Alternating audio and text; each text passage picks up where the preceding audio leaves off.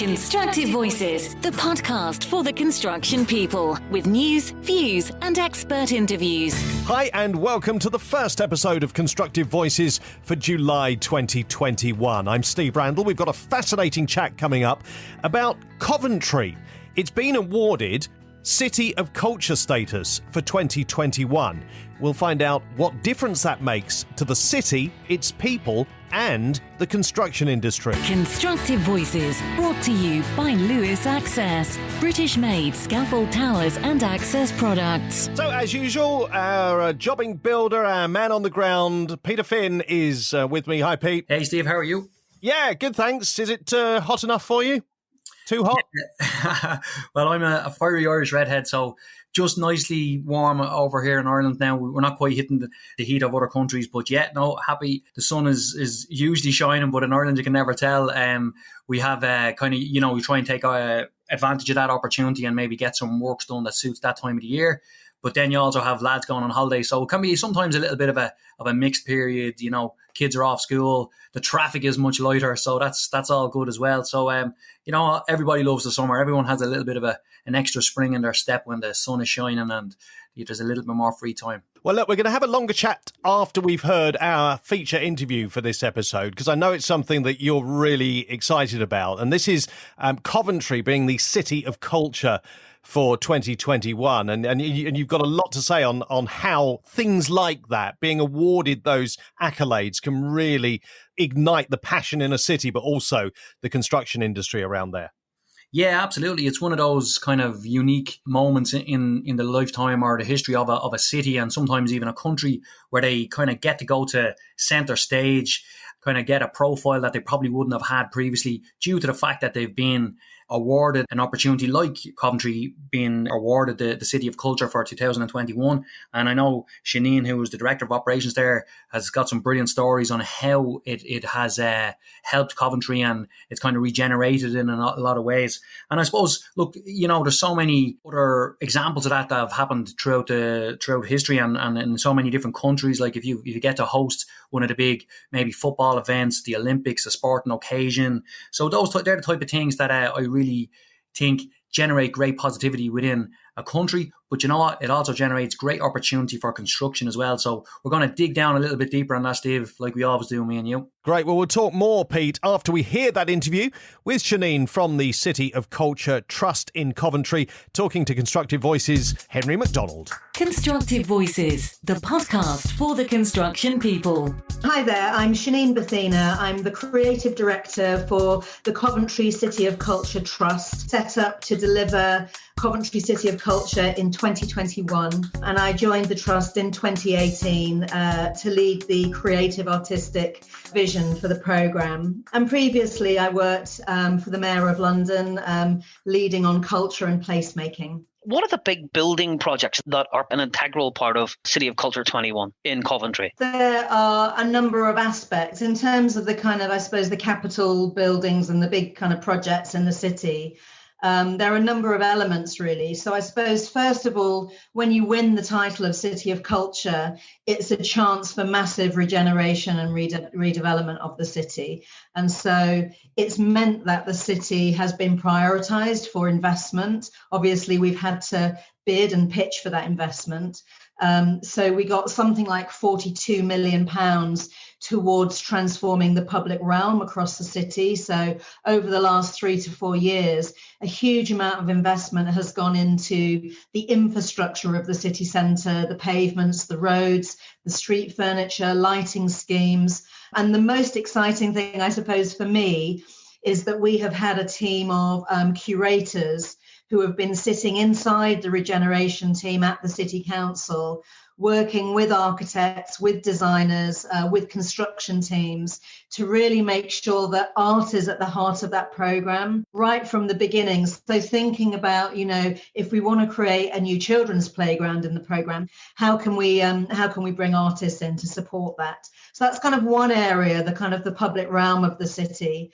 There's been a huge investment in cultural buildings. So Lots of investment from heritage funds as well as Arts Council and DCMS funding towards, I suppose, upgrading some of the venues that exist. So the Herbert Gallery and Museum, the Belgrade Theatre, Warwick Arts Centre have all undergone huge construction programmes, again, over the last 3 to 4 years, to make sure that they're kind of, I suppose, capitalising on this moment in time and making them fantastic places to visit for local people, but also visitors to the city. And alongside that, there's some new cultural buildings that are appearing. So there's the new Daimler powerhouse that's being built in the Canal Basin, which used to be the Daimler factory in the car industry, and it's now a fantastic factory for art.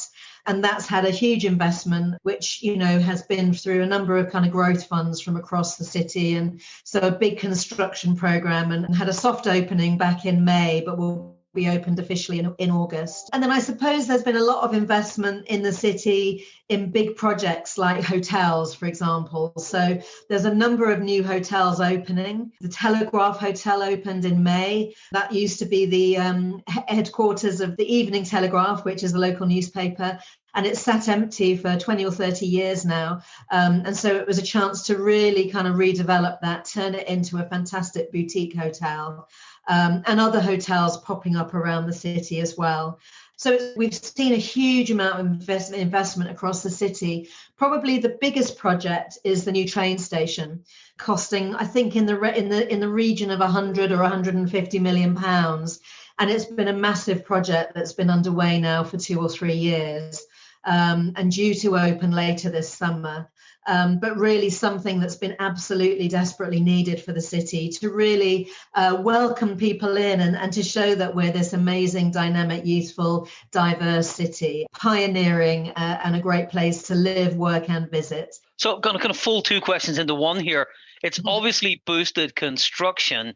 I mean, have you got any sort of data or any kind of read on the jobs it's generated? I don't have those figures to hand, but I know that it's created a huge amount of work in the city. I mean, one of the reasons for being a city of culture is to kind of bring that investment into the city and those opportunities, and to create work for people in the city, not just for the existing workforce, but also for young people through apprenticeships.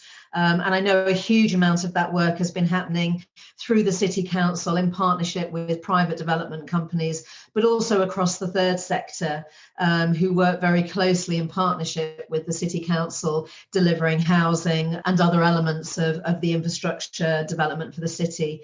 It's been really extraordinary, and I think it sets us in a really good place in terms of how we come out of the city of culture and what the future feels like. Because as we're emerging, we're seeing a city that's really been transformed.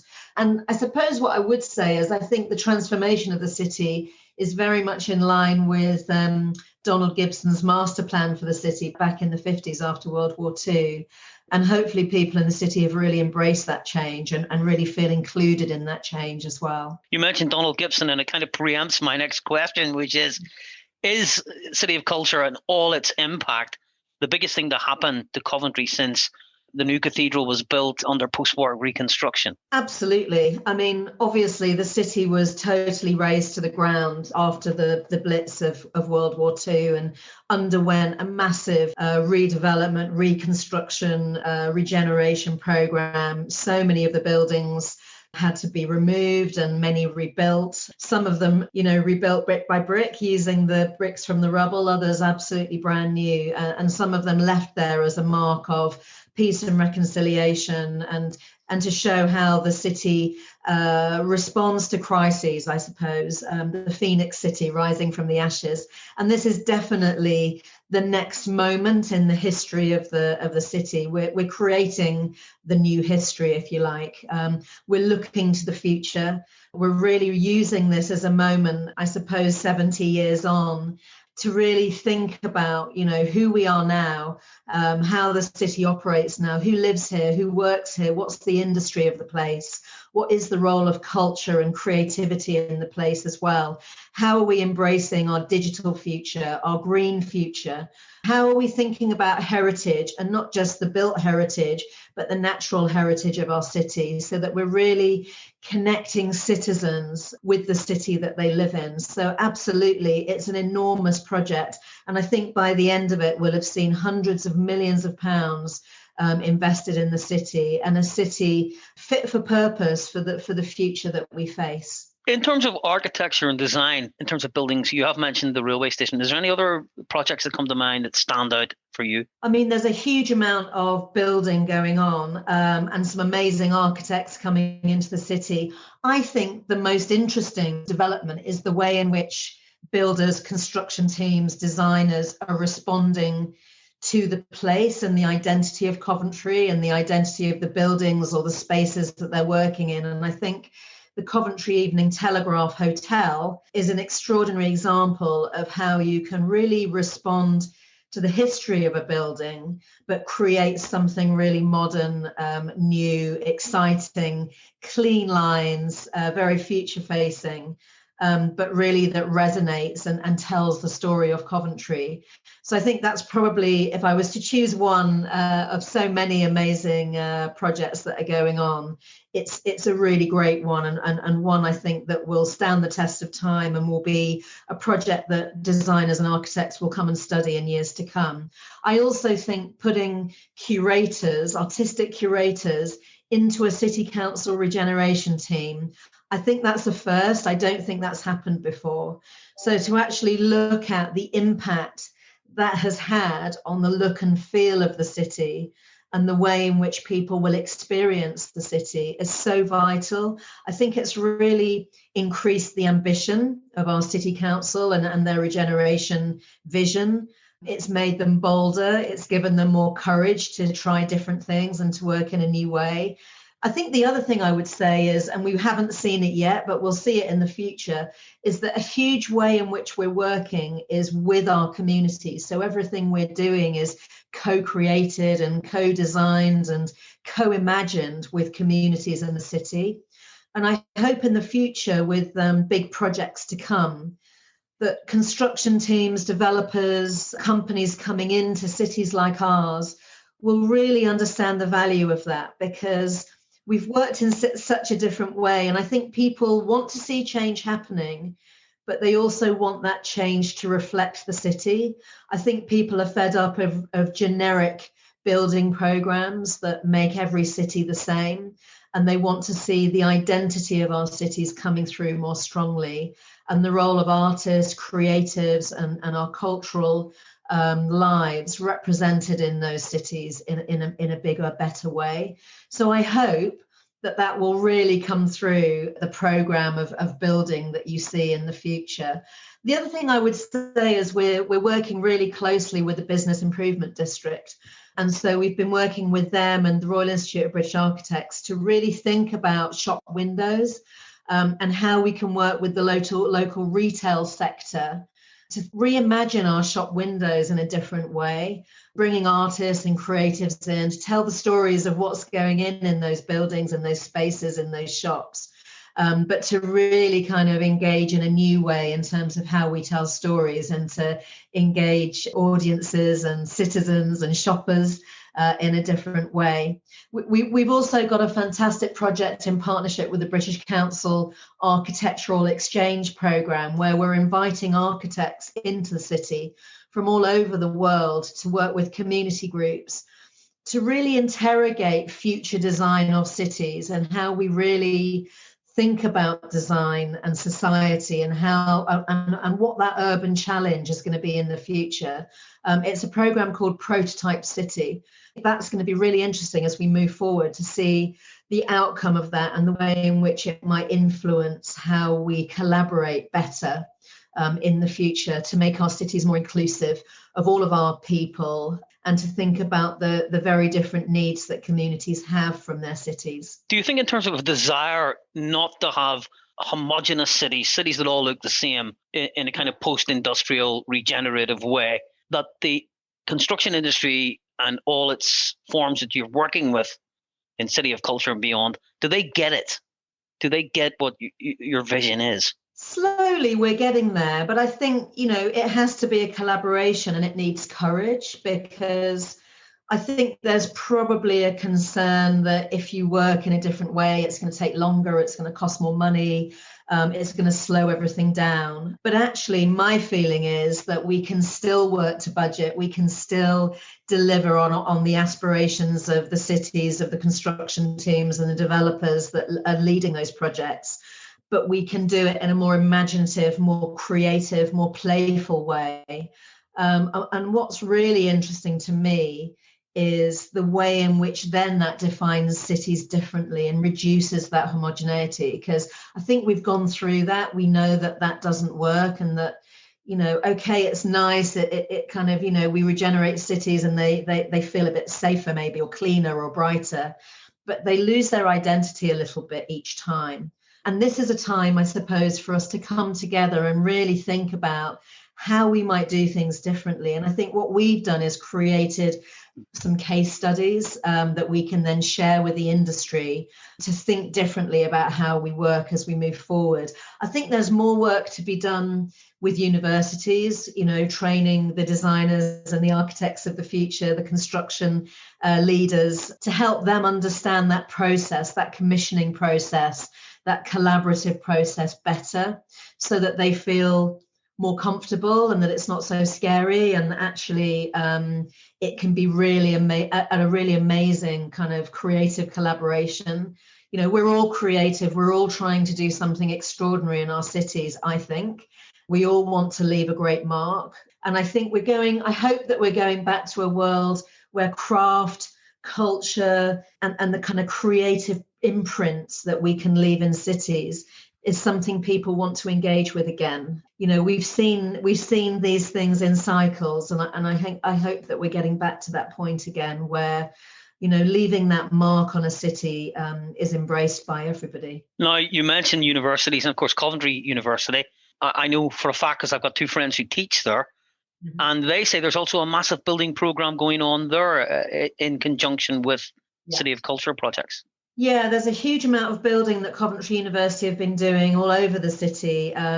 Lots of work building, new student accommodation. They've also been developing new facilities, new buildings for their different faculties. So there's a big new arts and humanities faculty that's going to be built in the coming years.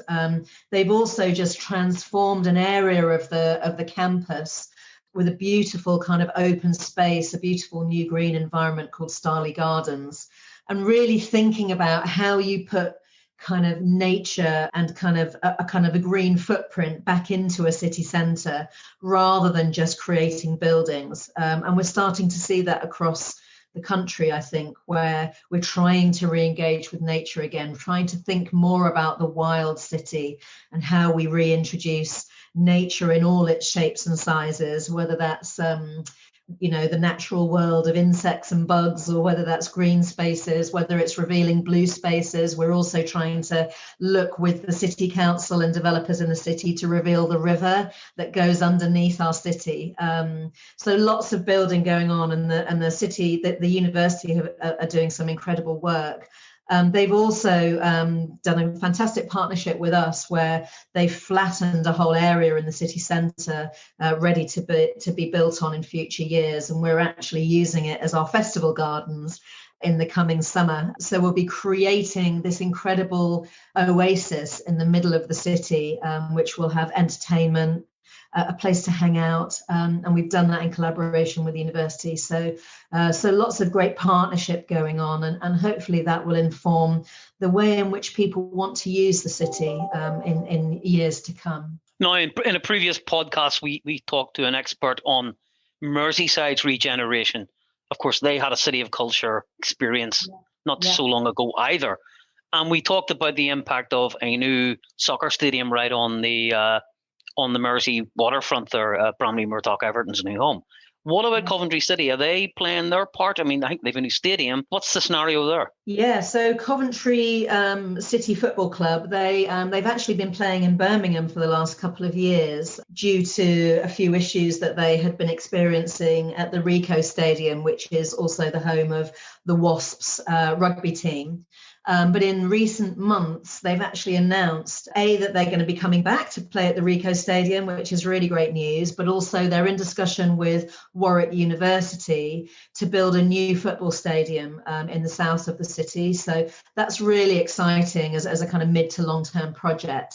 That they'll see a new home being built in the city, and again, more construction, a great legacy of being City of Culture, but also of being the European Capital of Sport back in 2019. Obviously, we have to talk about COVID and the lockdown and all that. We can't escape it. In terms of City of Culture and all that it implies, how have you got round that? And obviously, I mean, we may be into lockdown liberation soon, but even prior to that, in what imaginative ways did you get around the restrictions we obviously had on all aspects of life? Yeah, it's been incredibly challenging and difficult. Apart from anything, all of my team, and there's over 100 of us working on City of Culture, we're all working remotely from our houses or our apartments or our flats, and that brings with it its own challenges. But of course, we always said that we wanted to put the citizens and communities of Coventry right at the centre of our programme. And so throughout the pandemic and for the few years before as well, we've been really working closely on the ground with lots of different communities in the city, working with community centres and libraries and the local business community, with schools, with faith groups, to really kind of make sure that they're working closely with us to imagine the programme and think about what our year ahead is going to hold. But it has been challenging. I think one of the biggest opportunities that has revealed itself to us through this time is the fantastic partnership we've been able to build with broadcasters. So we've got a great working relationship with the BBC. And actually, when we opened our big event, Coventry Moves, on the 5th of June, it took place across the city. But of course, we weren't allowed to advertise it to people in the city because of the fear of people gathering. And so actually, we encouraged everybody to watch it through our different broadcast channels. So online, through the radio, on TV, and through social media. And it was a great success. We got a huge amount of coverage. Hundreds of thousands of people viewed what we were doing on the day. And we were able to do some live streaming. We pre-filmed some elements of it. Obviously, on the day, people were bumping into it in and around the city because it was live on the day. But it was the first, I suppose it was the UK's first major event since before the pandemic began. And actually, I think we managed to deliver an event, probably the only event of its kind, which really took on board all of the restrictions around the COVID pandemic, working very closely with our Director of Public Health to make sure we could deliver it safely. And it was a massive effort, which, we worked very closely with the transport team at the City Council and the highways team. We worked really closely with, construction companies in the city, making sure that, that we weren't treading on their toes and that they were giving us the spaces that we needed, so that we weren't kind of halting what they were up to, but also making sure we could get on with what we needed. And we live streamed it, as I say, and we had over 100,000 views just on the live stream. And then on the BBC, they've now got a whole Coventry 2021 shelf, and also a Coventry City of Culture page, where they're actually uploading lots of the content that we created from that day. It was a great day, and I think it demonstrates our resilience and the way that we've had to think differently and creatively about everything that we're doing. And now we've announced lots of events. There's lots of big events coming. We just announced Terry Hall, who's going to be doing curating a big 4-day music event at the end of July. We're opening our big festival gardens, as I mentioned before, which is opening next week. And we've put hundreds of thousands of tickets on sale. But I think for us now, it's convincing people that, we are planning all of these events safely, that they're going to be able to come and enjoy them and not be worrying about anything, because everything that we're doing has to really, deliver in so many ways, and the health and safety is utmost paramount to us. So we'll just have to keep following the government guidance and the roadmap, and hope that, as more people are vaccinated, it will be easier for people to come along and enjoy what we're doing. And then I suppose the other thing just to mention is, of course, a lot of our events are outdoors. You know, we're putting on events all over the city. We're calling the city our stage. So whether it's down by the canal or the river or in parks and public spaces, our events will take place all over the city, and hopefully on people's doorsteps, so it's easy for them to engage with it. And in terms of a message to, because lots of other cities will get City of Culture sometime, the message to the people we talk to in the construction industry, from big to small, what is the lesson you think they've learned engaging with people like you who are driving this project? I think what you're seeing in our city is a city collaboration. You know, we're all coming together and we want to do something important. You know, it's important that we've got this incredible moment. We're lucky to, you know, at this time to have this amazing opportunity to be City of Culture, and to look at how that brings us together and resets, I suppose, how we work together in the future, what the important things are, our values, our principles, and what we see as the future for our city. And the role that people in the city, lots of different people, lots of different communities across private, public and third sector, how we really can come together and genuinely build a city that citizens are proud of and feel really great ownership of, and that are inclusive for everyone.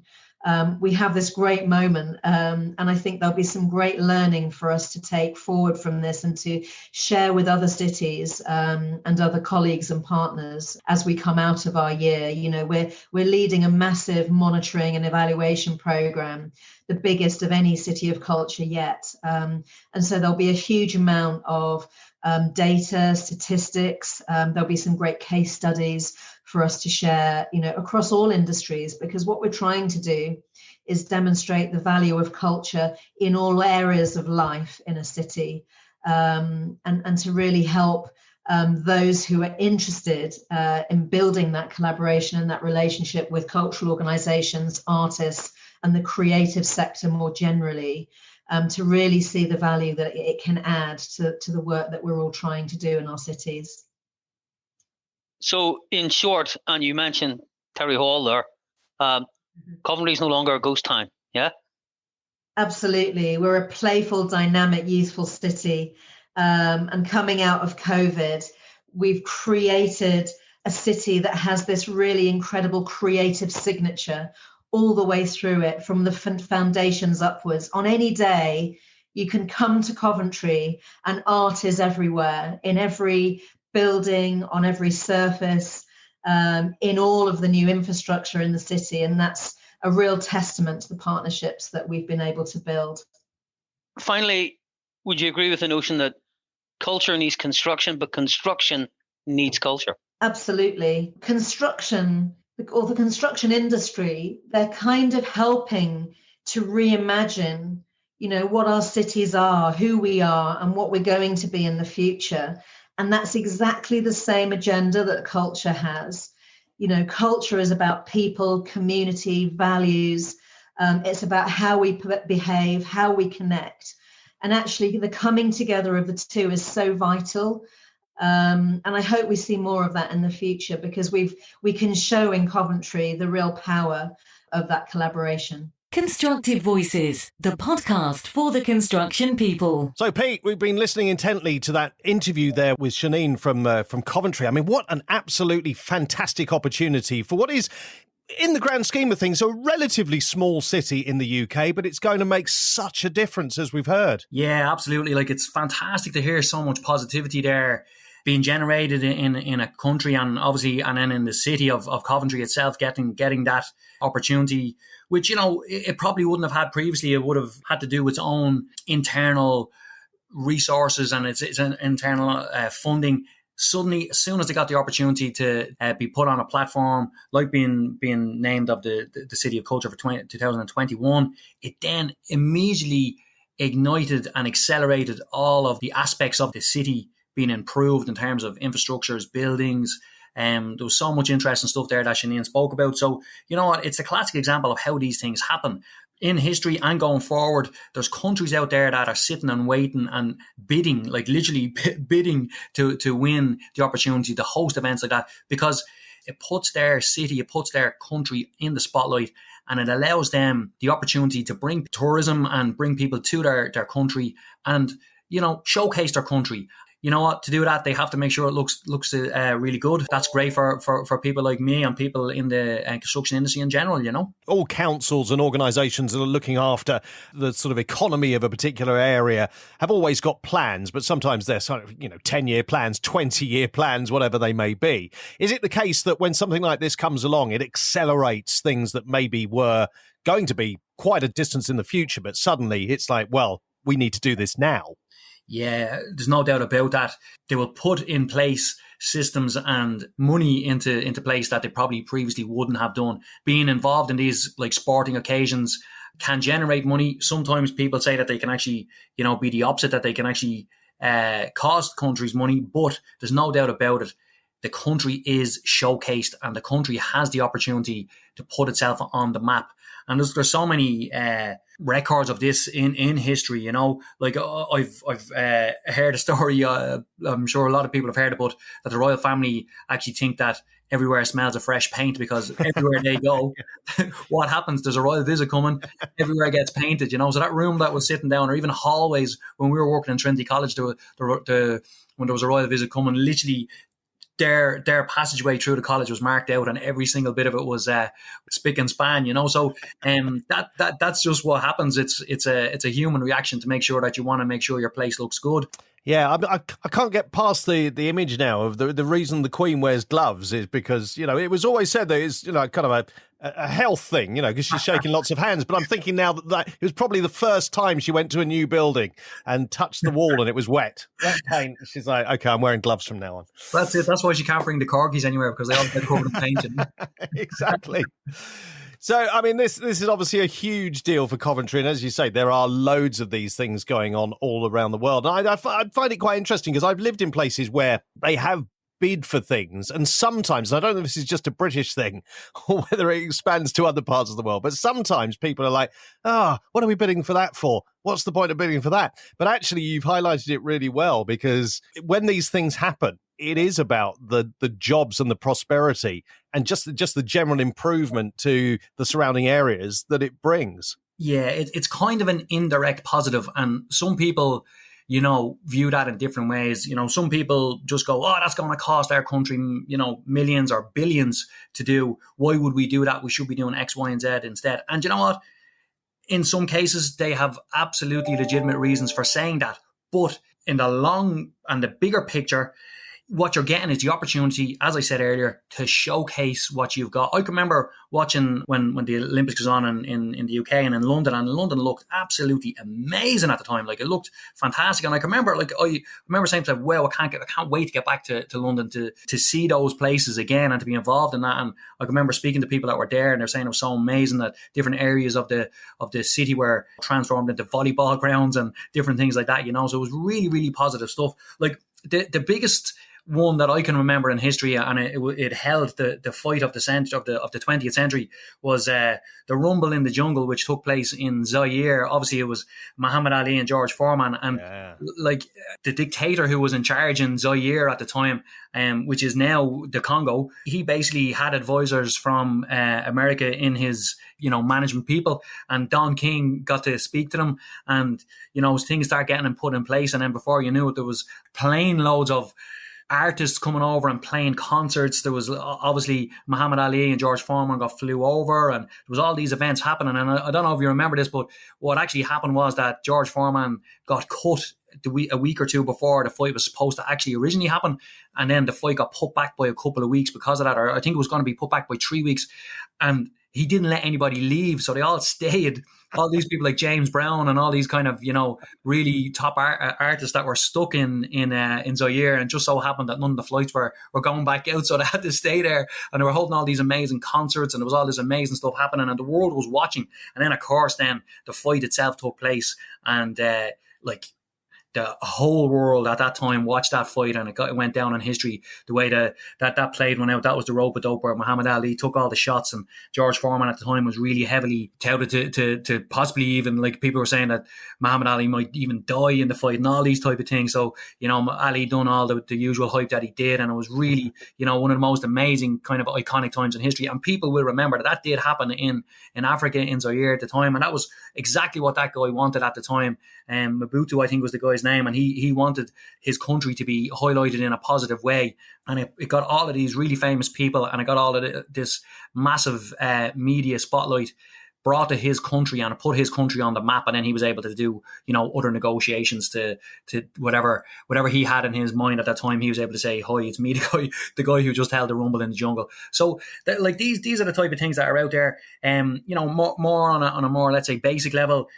If anyone has listened to the interview that we did a few weeks ago with Michael Parkinson on Liverpool, like, he explains so much and so detailed and in such an educated but clear way of the positivity that's been generated in Liverpool over the years through the regeneration and being noticed as a World Heritage Place. So there's so much positivity that comes with all of those elements. And of course, the construction projects get done, the place looks amazing, and then it stays like that. So, you know, I think I think you've got to kind of think about the indirect positives that happen when these events happen, rather than just immediately, okay, it's going to cost us a lot of money to do X, Y, and Z, and our city is going to be thronged full of people, and the traffic will be bad for that period of time. You have to think about the positivity that happens before, during, and after. Well, look, Pete, it's been great speaking as always. We'll talk again next time. 100%, Steve. Talk to you then, my man. Cheers.